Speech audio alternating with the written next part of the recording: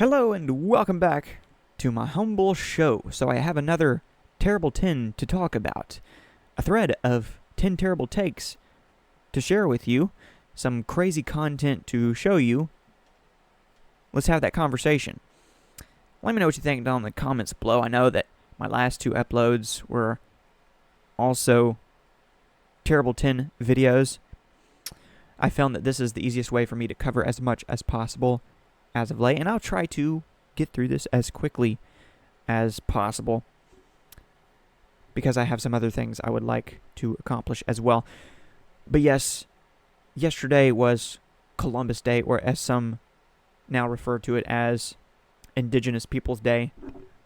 And even bigger news, there is a temporary ceasefire of sorts in the Middle East, in large part thanks to Donald Trump, etc., etc., etc.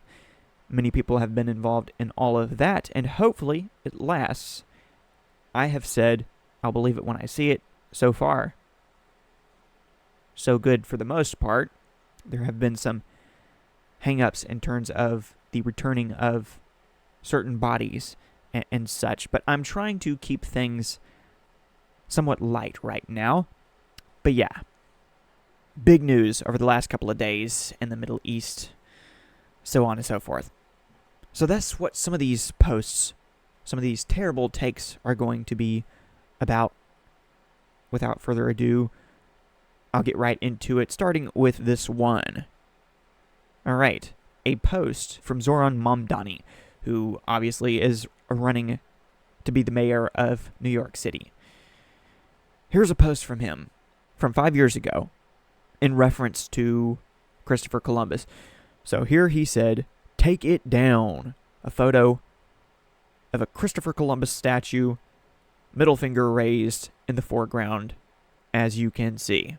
The date on that, June 17 of 2020. This didn't actually have anything to do with Christopher Columbus Day, just a general sentiment towards Christopher Columbus. So my basic take on this is, in the spirit of indigenous people's patriotism, Zohran Mamdani has made it clear that Christopher Columbus would only be welcome in this great land if he had postponed his travels for 533 years and instead come as an illegal migrant. Or as a drag queen. But that's Mamdani for you. Always letting the mask of Zohran slip. On to the next. Number 2 on the list. In a related note, J.D. Vance, obviously the VP of this great land, reposted something Elizabeth Warren had said. So she had said, "For 2 excruciating years, I have called for the return of the hostages brutally kidnapped on October 7th and held in Gaza. Today is a good day. Surviving Israeli hostages are finally home and reunited with loved ones. I'm thinking of them and their families on this joyful day and praying for their full recovery. I'm also grieving for all those who can't come home today. Today must also be an important step toward lasting peace in the region, peace for both Israelis and Palestinians. We must end the war in Gaza, surge humanitarian aid, and negotiate a 2-state solution now." So this was in response to the news, as seen here, reported by the Boston Globe. Hamas released all 20 remaining living hostages held in Gaza on Monday as part of a ceasefire, pausing 2 years of war that saw Israelis kill thousands of Palestinians. Just the caption from the Boston Globe there, which Elizabeth Warren was responding to. No mention of the aforementioned President Donald Trump in her post. Politicians were picking and choosing whether or not they wanted to give him props. Elizabeth Warren did not, at least in this post, give him any props. But I can't say that I necessarily disagree with anything she said there. However, Vice President J.D. Vance did indeed repost what she said, and he said, "The president told me he did this on Indigenous Peoples Day in honor of you." Obviously, a shot at her years of claiming to be a Native American. Though through further testing, that turned out to be quite an exaggeration. Right, anyways, I said, "With the pull of a leg and the twist of an arm, VP J.D. Vance gave Elizabeth Warren the biggest Indian burn of all on this fine Indigenous Peoples Day, if you know what I mean. Good times in more ways than one. Down to number 3. In a since-deleted compost, Mehdi Hasan, former MSNBC employee, of course, declared that what happened in Gaza was worse than the Holocaust itself. It's almost as though he's salty about the prospect of having less death and destruction to complain about moving forward. So here's that original post, which he later deleted. There are some politicians, some pundits on the left, or whatever he categorizes himself as, who are very much pro-Palestinian to the point of being anti-Israel. And yet, when something good happens, something that benefits even them, or at least their cause, they cannot bring themselves to give any props or praise to the President of the United States, Donald Trump. There are some who simply go silent. There are others who then find something different to complain about or reframe the entire situation altogether, as Mehdi Hasan did here. As you can see in the screenshot, he said, "One of the ways in which the Gaza genocide is worse than a lot of previous genocides, Rwanda, even the Holocaust, is that you didn't have Hutus or Nazis mocking the genocide after it was over. They were shunned, de-radicalized, prosecuted." There he was reposting someone else. You can see it for yourself on the screen. Make of that what you may. At the end of the day, I think that Mehdi Hasan indeed seems salty about the prospect of having less death and destruction to complain about moving forward. So his goalpost of complaint will merely shift. But enough about that. On to this. Number 4. Still on a related note, since there are so many things worth noting about all of this, I'll first show you this post. This post from Mo Khan, who said, "I'd rather leave my child alone with 100 Hamas members than a single Jew." To which I responded, saying, "Mo the meat puppet practically pled insanity by declaring that he'd let Hamas turn his own child into hummus before trusting a single Jew. Then again, maybe he just meant that he wants his child to grow up to be a terrorist, since that's kind of their thing." However, not to let Republicans off the hook, here's something from Marjorie Taylor Greene. "A reminder that Congresswoman MTG is currently fighting a nuclear World War III which doesn't even exist. At this point, you'd be better off taking the word of Drillbit Taylor over Marjorie Taylor." Yeah.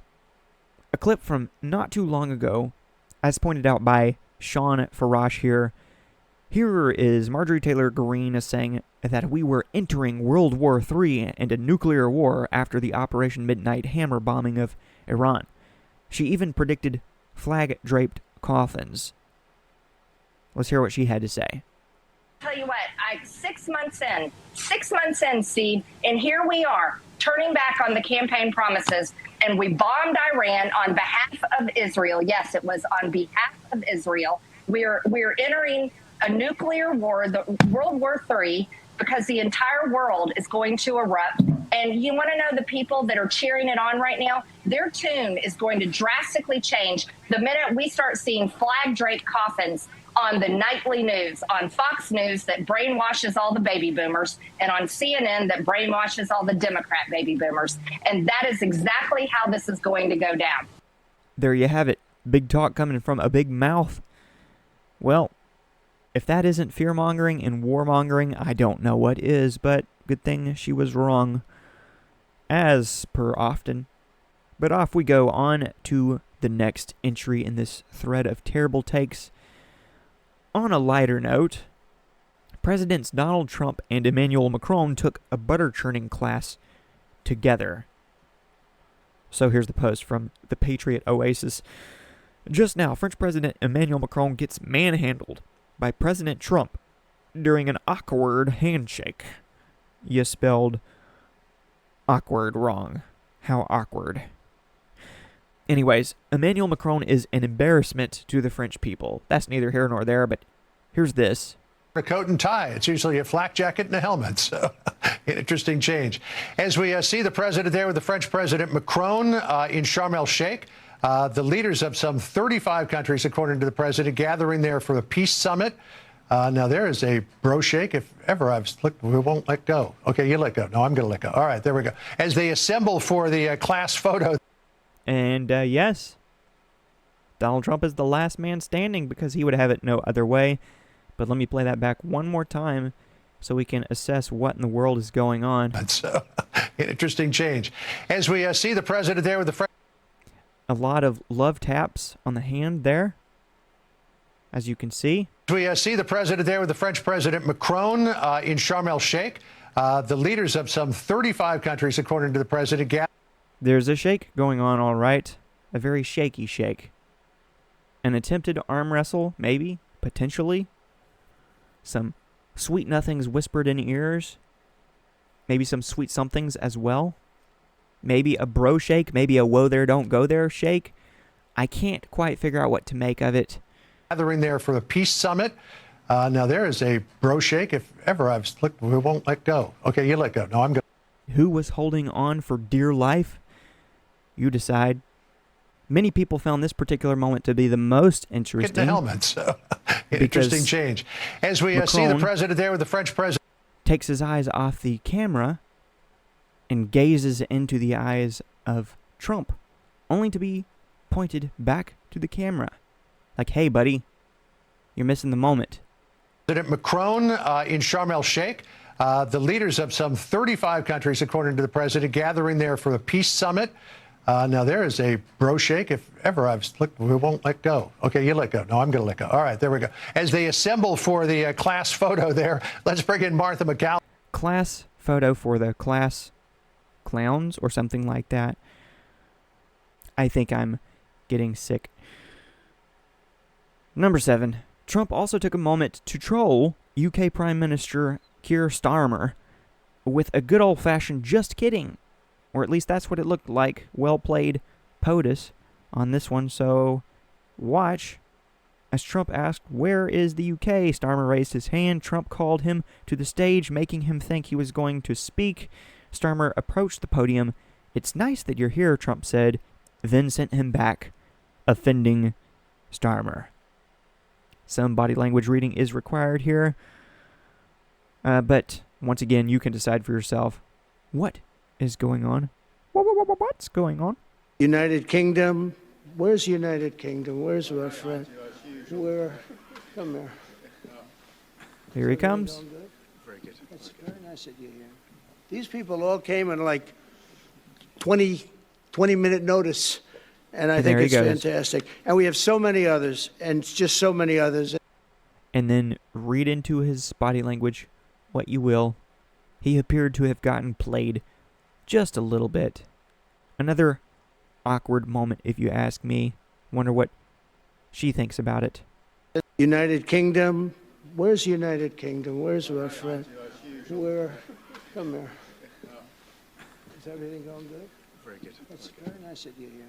These people all came in like 20-minute notice, and I think it's fantastic. So long, farewell. Courtesy of Clash Report there on the post.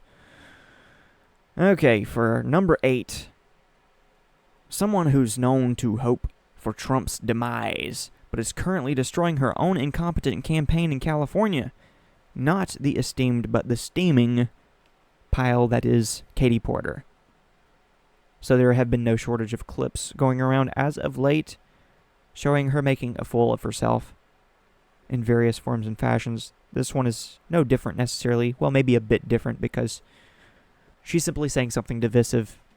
It's not like she's the only one saying these sorts of things, but considering where her campaign is headed, as in down the toilet, she should probably stop being so full of, you know what.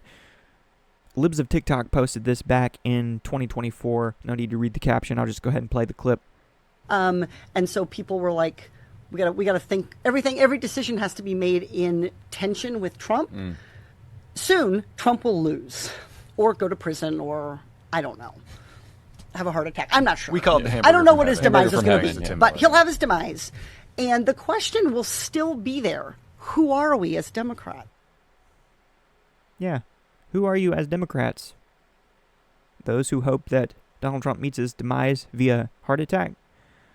I certainly hope that's not the case, but she seemed to suggest that that's what she's hoping for. I mean, you could hear it in her voice, couldn't you? So much hostility towards not just Donald Trump, but towards her own staffers, whom she has berated in other videos, and towards journalists whom she has berated in other videos. Things are not going so well for her as of late. Maybe she will find someone else to dump a plate of steaming mashed potatoes on. Shout out to her ex-husband on that one. Number 9. In case you missed it, Democrat Representative Gwen Moore woke up from some sort of stupidity-induced coma and concluded that MAGA runs the media. But what she doesn't know is that the media apparently runs her. So here she is. You know, we do well. I appreciate CNN, but I'll tell you, you know, Republicans own most of the media. They control Fox News and X or Meta, whatever you call it. Just, you know, right now the president has purchased or allowed his allies to purchase TikTok. We are hard pressed to get our message out. Well, I'm glad she was able to think of a couple of examples. I mean, she doesn't really seem to know what she's talking about. But with so many politicians, they must have the media 100% on their side, or else they view it as the media being 100% on the other side. Most of the mainstream media has always been liberal, as far as I can tell. But I guess she can't tell as much. On to the last entry in this thread of terrible takes. To wrap up this thread of terrible takes, here's a terrific take. A take down by Allie Beth Stuckey in a debate about abortion. A masterclass by her all around. And I'd encourage everyone to watch the full Jubilee episode with her. Yeah. Definitely worth a watch. Worth a listen. This is just one clip from what I believe was a nearly 2-hour-long debate of sorts. You know how they do things over there on Jubilee, on their Surrounded program. Dustin Grage had posted this particular clip saying, "I don't usually sit through 2-hour debates, but I did this time." And then he tags Allie Beth Stuckey here and says, "She has done her apologetics, total and complete surgical precision on all 4 claims." I'm just going to play this out on this note. There's no need for me to add much else. No need for me to ramble on any further. Let's hear from her. What is yours? Jared, I'm Allie. Nice to meet you. Hi, it's very nice Thanks to for meet being you. here. Yeah, if it's okay with you, Yeah. I'd like to start with a couple yes or no questions, and then I'd like to hear your response fully without Okay. interruption. Okay, can I define our terms first and then I'll let you go and I won't interrupt you? Absolutely. Okay, so because these terms are so contentious, I just want to make sure that we agree. So abortion, the intentional killing of a human being in the womb. Can we agree on that? I don't agree that abortion is murder. I said killing. Can we agree on that? I believe that it is killing life in the womb. Killing what species of life? A human. A human. Okay, Yes. so we can agree that abortion is the intentional killing of a human inside the womb. Grave, just obviously, I mean serious. Moral, right versus wrong. Evil, bad, wrong, sinful. So I believe that the intentional killing of an innocent human being is evil. Do you agree? No, You don't. Okay, I don't. go ahead. Yes or no, is abortion murder? Yes. In Matthew 5:28, when Jesus says that if I look at a woman lustfully, that I've already committed adultery with her in my heart. Yes. Do you agree? Jesus doubles Yes or no? down on so many moral laws of the Old Testament. Just and yes that's or no, really if that's okay. important. Do I agree with what? That if I look at a woman lustfully, that I have already committed adultery with her in my heart. Do you agree? Yes, or Yes, no? in your heart. Okay. Yes. In Matthew 5:22, when it says that if I'm angry with my brother or sister, then I am guilty of the same judgment as if I had committed murder. Yes, you agree? spiritually. Yep. Spiritually. Would you? Not Would it- necessarily legally. Would it be fair to say that Jesus is implying that lust can lead to adultery, and that anger can lead to murder? Yes, I would agree with that. But he is also saying that actually following the law is not just about what you do outwardly, but what you do in your heart and what you think and feel inside. Absolutely. Are pregnant women angry with the baby when they undergo an abortion? Yes or no? I have no idea. I don't think either of us can say how every single pregnant woman feels when she has an abortion. Do you know what every single pregnant woman is feeling when she has an abortion? Maybe some of them are angry at the baby. Maybe some of them are scared. Maybe some of them are desperate. Maybe some of them just don't want to be pregnant anymore. But ultimately, it still leads to the same outcome, that an innocent human being is being killed. Yes or no? That's all I'm asking. So you would Okay, say... I gave you more than that. That's fine. I'm just trying to... One more. Then how can abortion be murder if they do not share the same intention? How can an apple seed grow an orange tree? Jesus doesn't say that anger is the only thing that leads to murder. As we saw in the case of David, it was lust that led to the murder of Bathsheba's husband. So murder can still be murder even if the intent does not start with anger. And that is what I believe we see with abortion. What about Matthew 26:24, when Jesus says that it would be better if Judas had never been born? Why do Christian conservatives believe that each conception deserves to be birthed when Jesus says otherwise? Well, Jesus doesn't say that Judas should have been murdered or that he should have been aborted. It said that he should have never been born, which we can deduce probably means never been conceived. And he is speaking figuratively there, that it would have been better for him to not be born than endure the judgment that he's going to endure because of what he did. That is not condoning killing the innocent people that Jesus defends. Thank you. Thank you so much. Now, to be fair, he wasn't exactly making the strongest argument. But that's precisely why she was so easily able to turn him into a clump of cells. Seriously, though, go watch the rest of that show. After all the puns and everything, I wanted to end on a more substantive note. I definitely approve that message. I definitely agree with her. She said it better than I could have, but I've done my best here. So thanks for watching. Thanks for listening. Keep in touch. Keep in tune. New content is coming soon. Peace.